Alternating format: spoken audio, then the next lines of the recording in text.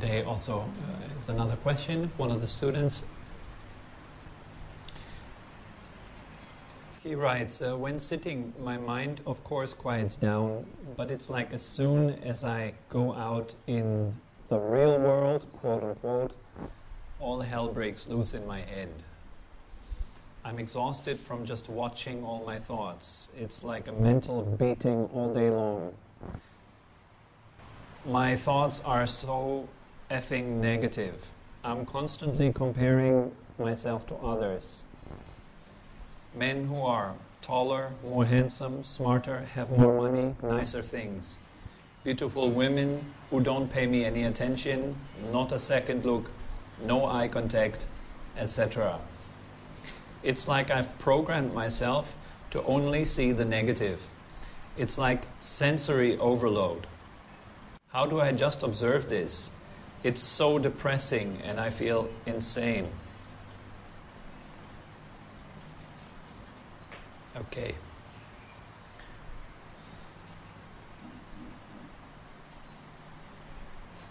So at first here I see that he makes a difference between sitting and the real world. That's what many people do.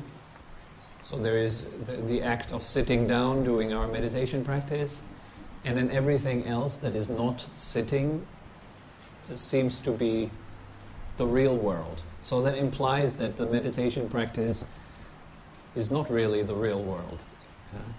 But also during meditation practice, it's important to face the real world.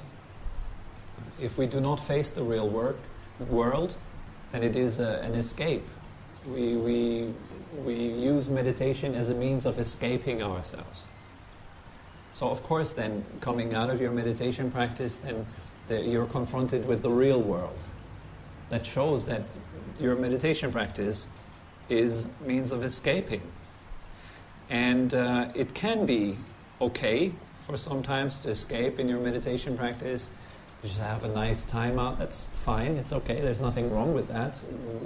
If your life has a lot of suffering, it's good if you use meditation to sometimes just calm down and relax and unwind. It's like taking a nap, or for some people it's like using drugs, which have very negative side effects, so that's a whole other story, but it's an escape. It's not facing up with one's reality. So sure then, as soon as I go out into the real world, all hell breaks loose in my head. Okay. Well,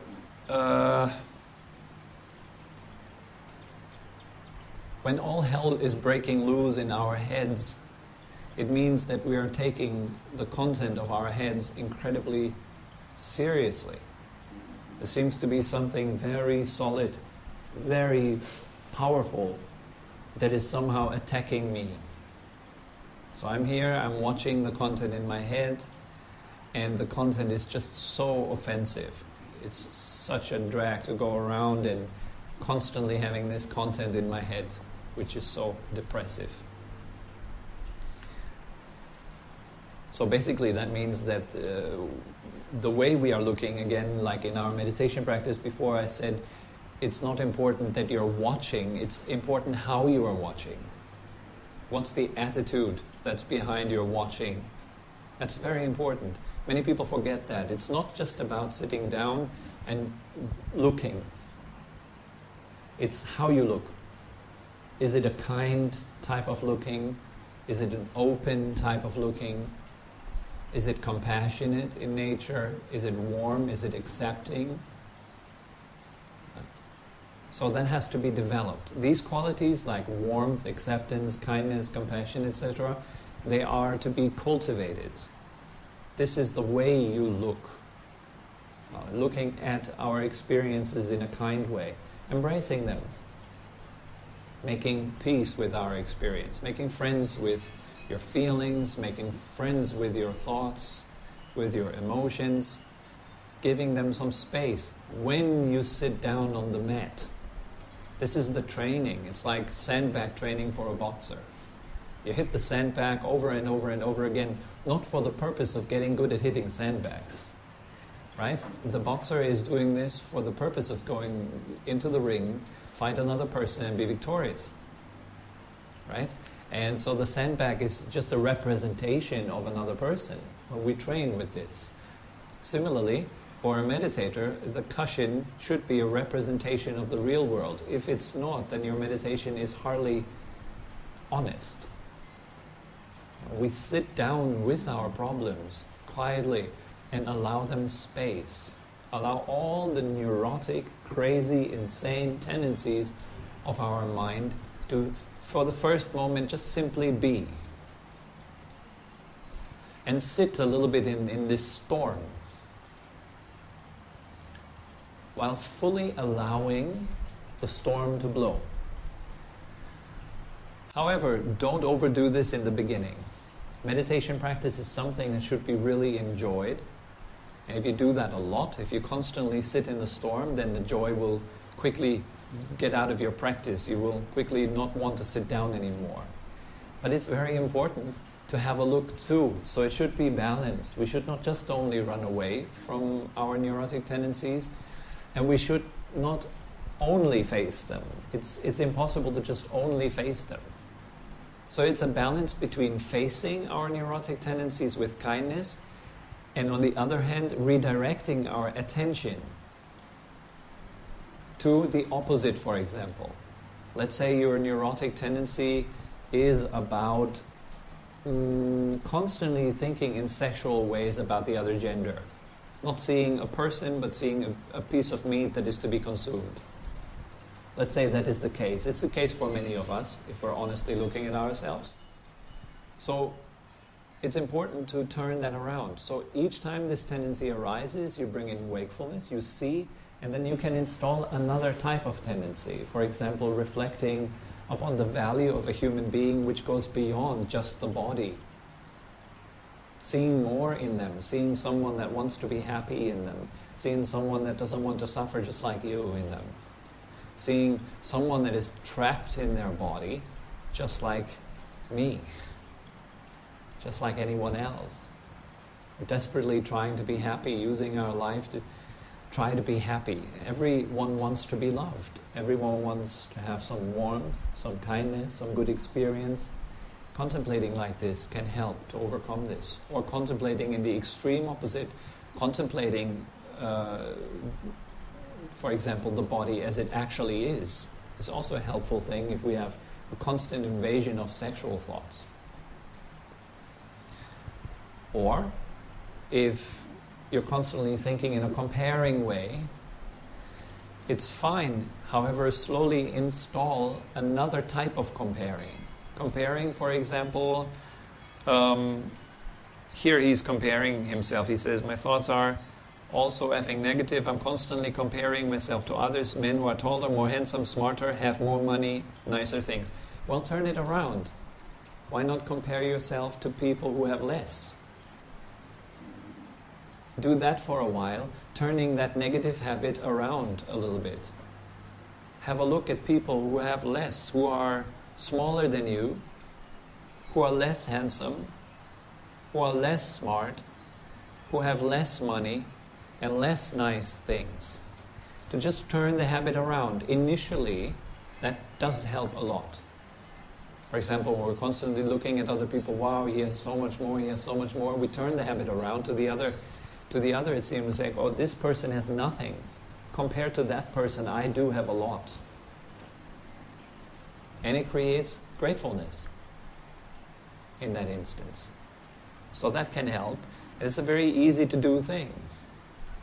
Then slowly, after doing that for a while, turning around the habit into the opposite, then bring in more kindness. Oh, this is a comparing mind. I can see that this is the comparing mind. This comparing mind has been nourished for a long time with my attention, with my belief, with me giving it credibility, with me buying into it a lot. So now it's the time that we stop feeding these kind of harmful minds, like comparing oneself to others, etc. So after having turned around the habit a little bit, playing around a little bit with comparing. It can go either way, learning from the experience. We are now abandoning slowly, step by step. It takes a lot of time and it takes continuous effort over the daytime and throughout our practice when we are sitting down. It takes this effort to divert our attention away from the comparing mind, or allow the comparing mind to find some space within kind awareness. So there is no aggressive action against the comparing mind. It's just the comparing mind. Now what's this comparing mind like? What are thoughts like? Also understanding that thoughts are not something intrinsically negative or bad. Thoughts are empty. There's nothing to a thought. It's also important to understand that. Each time there is a thought arising in your awareness, have a look at its quality. What is a thought like? With interest, have a look at your thoughts, and you will find quickly that there's nothing really there. That can be very liberating. Noticing the absence of substance in our thoughts. That there is nothing there. What's a thought made of? Ask yourself. What is it made of? Is it made of metal or wood? Is it made of chocolate? Is it made of steel? Is it anything that can actually threaten you? Is a thought something that can suddenly grab a knife and stab you in the back? No, it can't. It's insubstantial. A thought is a very fast vibration of a very insubstantial mind. It's an expression of consciousness, in itself completely devoid of substance. It's empty. And it's important to see this emptiness. First of all, to see, to train ourselves a little bit to look at thoughts. Well, there is a thought. Let's see if you can find its center. Right now, let's do this little exercise. What will you think about next? What's your next thought going to be? As it arises, can you find its location? Where in the body does it arise? So the thought is energy. It's a kind of... Have a look right now in your body. Where does it arise? Can you feel a location in the body? No. Location in the body, no. You don't feel any location? No corresponding feeling, sensation to the thought? The emotion, yes. But Yes. not the thought. Very good.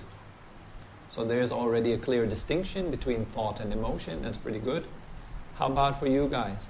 Do you feel a thought with its corresponding emotion arising simultaneously, with its corresponding feeling simultaneously, somewhere in the body? Does it have a location? For Manuela, it's the solar plexus. And if you look at it, does it stay there? Have just a look at your thoughts. Do they stay at one single location for the rest of your life? No, right? There will be a moment when the thought goes away. Now look, where does it go to? It's just vanish. Try not to answer it, but look. Just look. Without finding an answer, just observe. Where does it go? Nowhere. Nowhere, yeah. It vanishes, it disappears, doesn't it? Yes. So now wait for the next one. Where does it come from?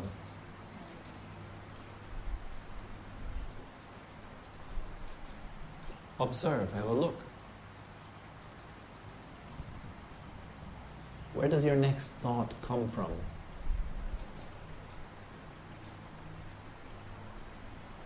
See, it matters how you watch. You watch with an interest in a very particular thing. You want to find You want to find out, are thoughts substantially a threat?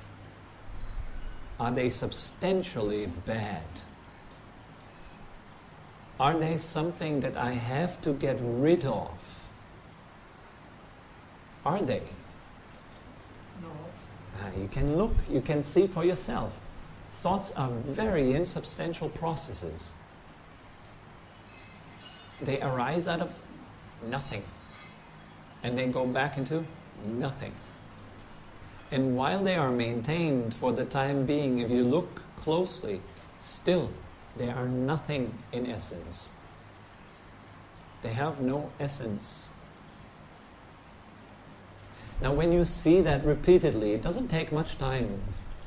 But when you train yourself to see this repeatedly, that thoughts are not your enemy. It is like being scared of a snake, which is actually a rope.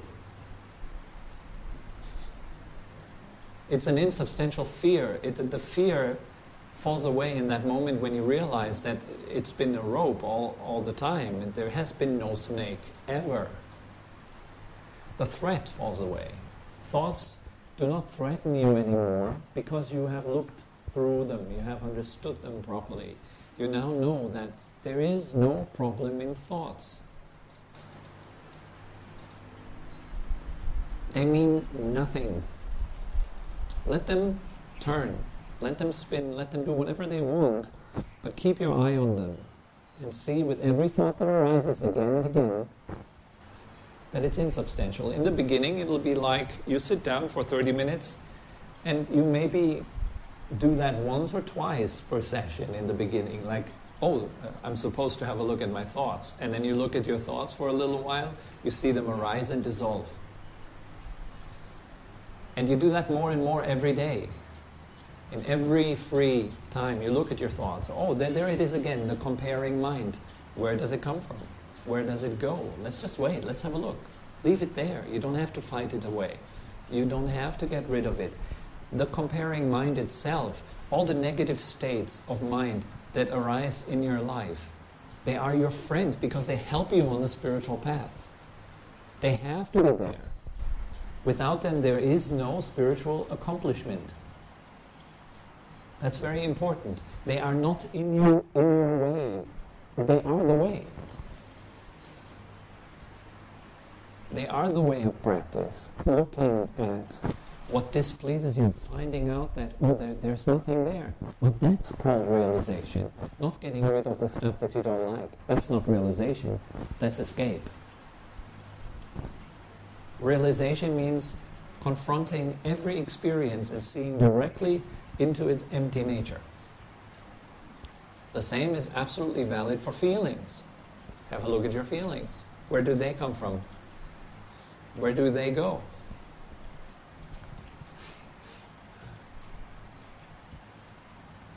You notice again, it's the same thing.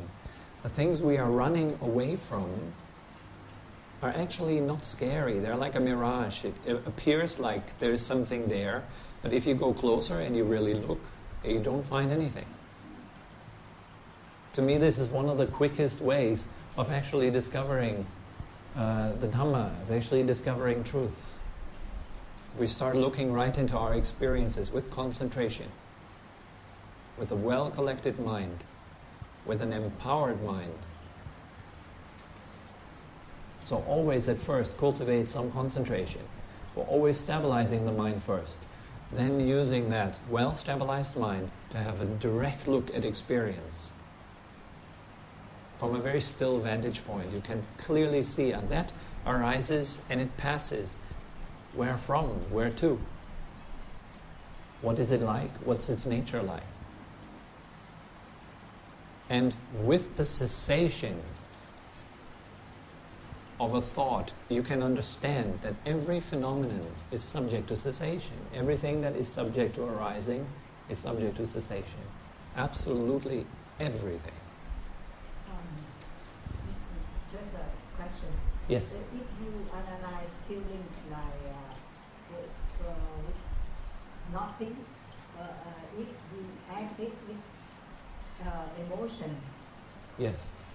what Well, emotion is a compound. Emotion is a compound of feeling and thoughts and perceptions. It comes mixed together and appears like this compound, like the emotional compound. And all of these parts of the emotional compound, they nourish one another. An emotion is not a separate thing. It comes together with many things. So we learn to, for example, have just a look at the feeling tone of an emotion and see its emptiness. Or just the thinking during an emotion and let it dissolve into emptiness. Or have just, what else is there? Perception, for example, yeah? The various perceptions that arise, accompanying the feeling and the thoughts. And you notice they too arise and disband. So it's this contemplation of impermanence, of anicca. We have a look at directly seeing phenomena arise and disband in front of our eyes. All objects do that. They arise, they disband. So in watching this movement and how fast it actually is, it's not just something that, well, the emotion was there for 10 minutes and then it suddenly went away. During those 10 minutes, it's vibrating, it's buzzing, it's moving up and down in your body, it's going left and right. Have a look. And this is the key to right practice. You don't fight with your experiences. You allow them and you use them as fuel for spiritual attainments. All experiences are fuel for wakefulness. Everything can make you wake up. Particularly negative experiences, or particularly experiences that are unpleasant. Notice how they arise and pass. Now what's more important also, which should come before that, is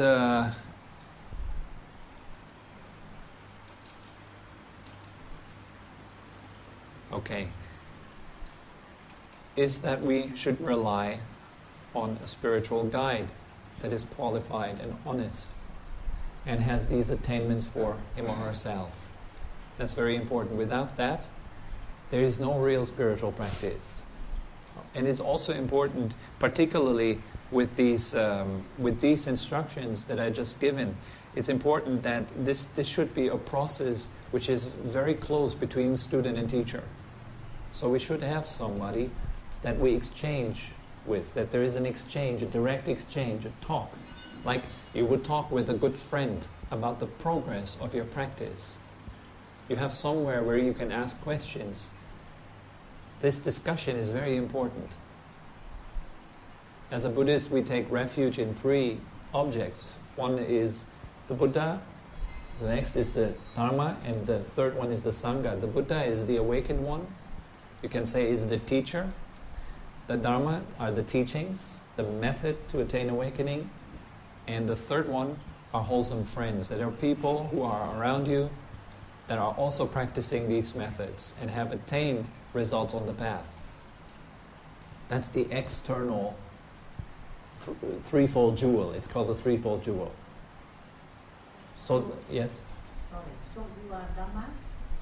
Pardon? You are Dhamma, because the first one is Buddha, and after the Dhamma. After there is Dhamma, yes? Dhamma is truth also. Yes. Dhamma is truth, or the teachings proclaimed by the Buddha. Huh? So there's 2 levels, you see. There is one, the external level, you have the Buddha as the teacher, you have the Dhamma as the teachings, you have the Sangha as those who practice together with you and who have attained. You have also the internal one, which is the Buddha, is the awakened quality of the mind.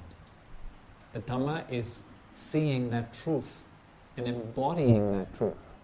And the third one is you become the Sangha for other people. Your attainments make you an object of refuge. That's very important to understand. So we have to have these 3 to help us on the spiritual path. Doing it alone doesn't really work. We need to find someone who helps us, who is well experienced with meditation practice. See if you can find some gathering around of people who do practice in this lineage, for example, see if you can come every once in a while, maybe half a year, you come once or something like that, and make it a point to really study and pursue the path. If that is the case, soon you will be self-sufficient. If you have studied a lot and if you have practiced a lot with teachers and you have broken through to truth, to seeing clearly how things are and how the practice works, you can do it by yourself. But in the beginning there's loads and loads of confusion, there's loads of problems arising during the path. It is very important to have a strong network of friends and a good teacher who shows us the path. So I don't really want to go into the details, like comparing myself to others, more handsome, smarter, more money, nicer things. It's just, make it simple. It's just a comparing mind. It's a comparing mind. It's not about beautiful women who don't pay me any attention, not a second look, no eye contact. It's insecurity. Simple. Make it simple. Insecurity. Comparison. And comparison arises out of insecurity. Insecurity is a subdivision of fear. So basically, it's a lot of expressions of fear that are happening there. Like, who am I compared to others? What do others think about me? All of that is fear. Like jealousy, comparison, all of that arises out of fear. Now gradually, make it simple, make your experience simple. Don't look into the detail of it, rather look into the simplicity of it. Oh, it's comparison. There it is, comparison. Now let's have a look at how comparison works all by itself. Take a step back and watch with interest. Where does comparison go to when it's done?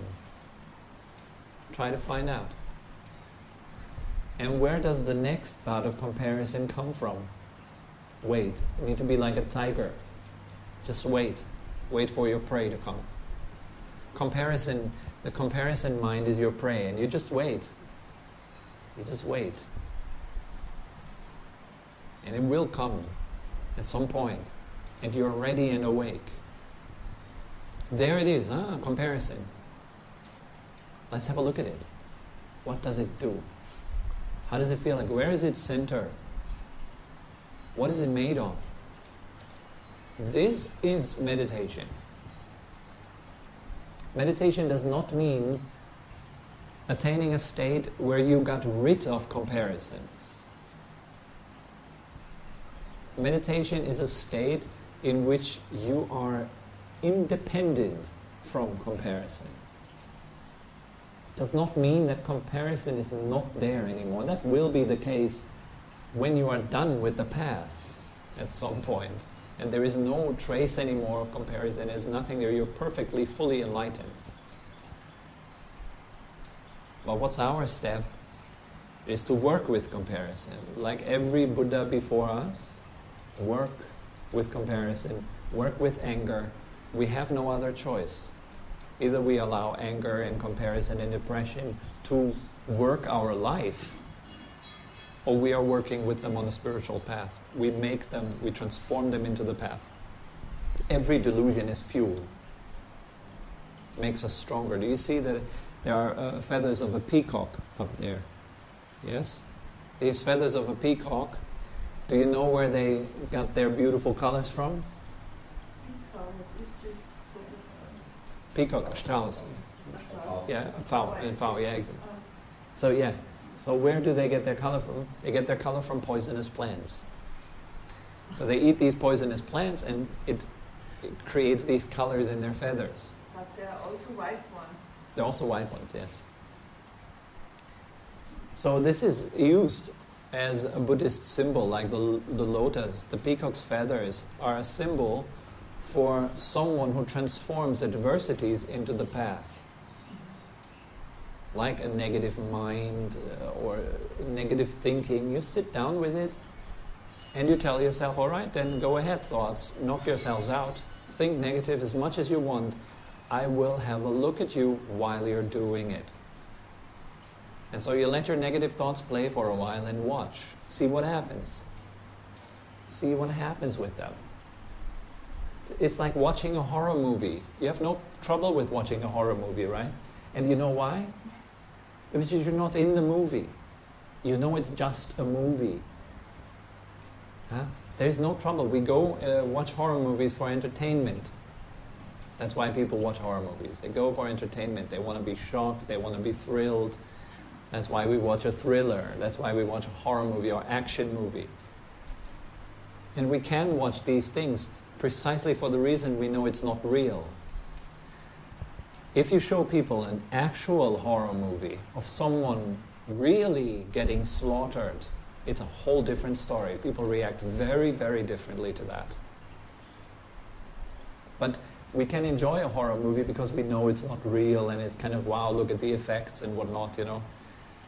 Well, look at your horror mind like that too. Watch it like a movie. Could be quite entertaining. But make sure you're watching it with the right attitude. You watch it to learn from it, to look through it, to transcend it.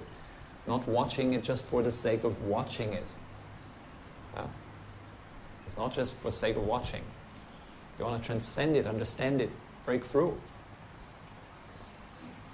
I want to tell you a story.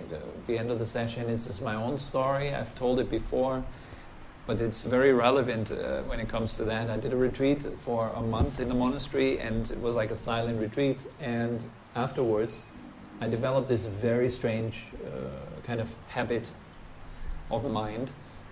And it started off very innocently. The mind would just give me very negative thoughts all of a sudden. Just random negative thoughts throughout the day.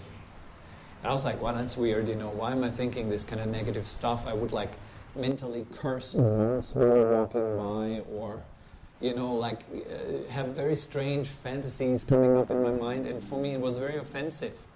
So in each time I took offense with these negative images or words that came up, I was like, oh my God, I have to stop that. I have to get rid of this. And so I started to recite mantras. I tried to bring my attention away from it. And my mind responded like, oh, you think that's bad? How about this one? And it topped it. And the imagery got progressively worse every day. And it happened really beyond my control. In fact, the more I resisted my own mind and its habits, the worse it got. And it went on for about 3 months. And after 3 months, I was at the edge of going insane. I actually thought I had to go to the hospital, to the mental hospital. That was a very, very scary time. And so I went to my teacher, and I told him about it. And he listened to my story, and he said, oh, okay. So you have a lot of negative thoughts, right? And I said, yes, my head is full of them.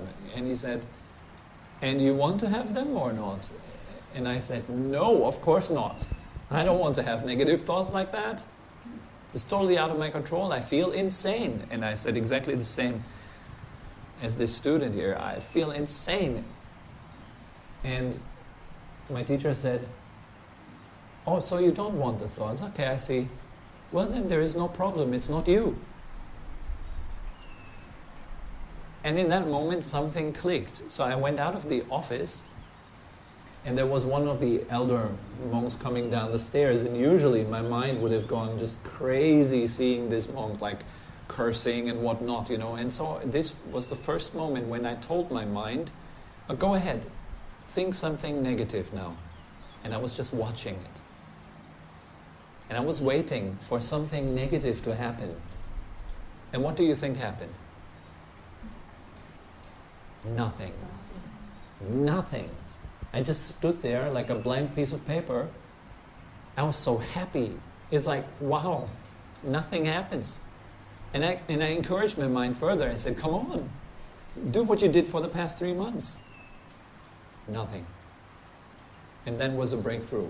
That was a breakthrough moment. I understood that it works, and it is nourished from resistance. All negativity comes from resistance and fighting ourselves. As soon as you allow yourself to be a freak, and you watch, you tell your mind, okay, go freak out, go insane, and watch what happens. The mind will become very quiet, because the fuel for insanity is gone. And what's the fuel for insanity? Resisting yourself. resisting tendencies of the mind, fighting yourself, etc. Okay?